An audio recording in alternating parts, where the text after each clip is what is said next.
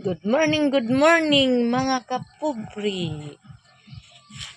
Matay mga kapobre kaya nga akong saging nga para Bernie Santo mga kapobre kaya gitaga na ko gahapon mga kapobre ba. Nahinog man mga kapobre oh. Dili na Ginoo ni masakat mga kapobre ba. O kinsay ganahan ani mga kapobre.